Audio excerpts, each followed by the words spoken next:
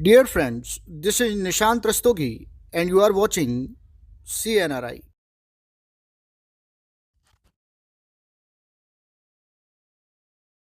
आइए इस क्वेश्चन को देखते हैं।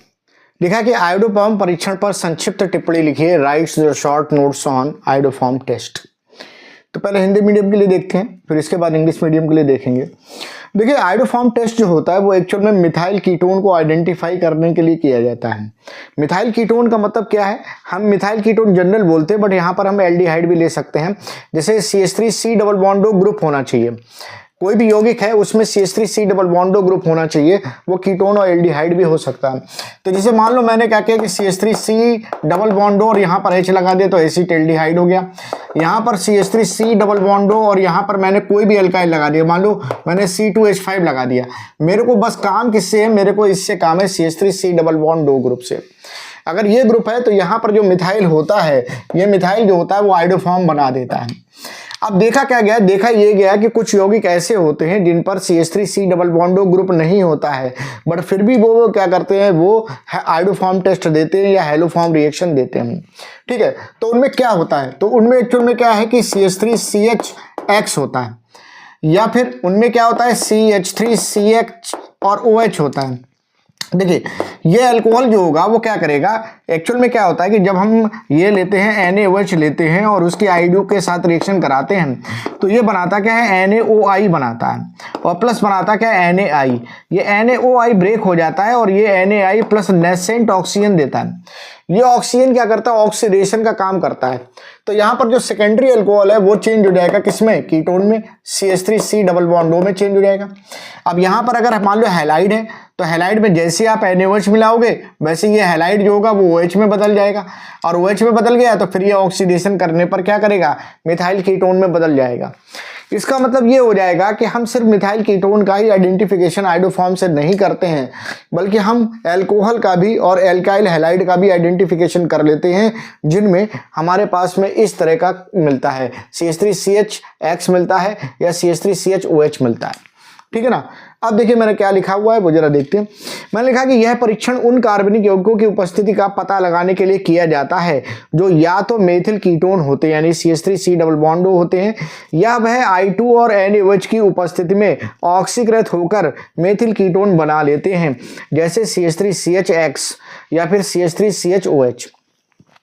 जब इन यौगिकों को I2 और NaOH या फिर Ki और NaOCl के साथ विलयन के जली विलयन के साथ अभिक्रिया कराई जाती है।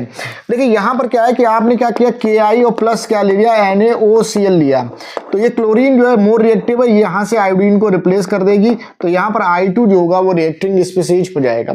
ठीक है ना। तो इसके साथ में गर्म करते हैं तो यह पीले रंग का ठोस पदार्थ आयोडोफॉर्म, जिसका फॉर्मूला है CHX3 बनाता है, जिससे दवा जैसी गंध आती है। आपने देखा होगा टिंचर, आपने नाम सुना होगा, टिंचर आयोडीन आपने नाम सुना होगा। जैसे चोट वोट लग जाए, कहीं सूजन आ जाए तो एक पीले रंग का पदार्थ आप जो है लगाते हो, मार्केट में आप टिंचर के नाम से लेके आते हो, उसमें क्या होता है, आयोडोफॉर्म होता है। ठीक है ना। और ये आपको पीले रंग का ही ठोस पदार्थ जो होता है वैसा मिलता है। अब हमने यहाँ पर एसीटोन की I2 और NaOH के साथ रिएक्शन करी। एसीटोन CH3C डबल बॉन्डो CH3 है, I2 के साथ NaOH के प्रेजेंस में रिएक्शन किया तो यहाँ पर आयोडोफॉर्म बनता है। अच्छा देखो, ये वाला मिथाइल जो है ये तो बनाने चला गया आयोडोफॉर्म, तो ये वाला क्या, ये कार्बोक्सिलिक एसिड का सॉल्ट बना देगा। तो यहाँ पर आपको समझ में आ रहा है CH3COO माइनस बन गया और Na प्लस, NaOH मिलाया था Na प्लस बन गया, फिर NaI निकल गया और वाटर निकल गया। ठीक है ना। तो इस तरह से हम यहाँ पर इसको लिखेंगे। अब मैं इंग्लिश मीडियम वालों के लिए यही लैंग्वेज लिख रहा हूँ। ठीक है। अब देखिए मैंने ये इंग्लिश मीडियम वालों के लिए लिखा है, लेकिन मैं आपसे एक बात ये कहूँ कि जो हिंदी मीडियम में मैं लिखता हूँ मैटर, उसको भी आप समझा करिए। मैटर कैसे लिखा जाएगा वो तो आपको इंग्लिश मीडियम में मिल जा रहा है, बट थिंकिंग जो है वो हिंदी मीडियम में भी मैं समझा रहा हूँ। उस चीज़ को भी आपको जानना जरूरी है कि कॉन्सेप्ट एक्चुअल में क्या है।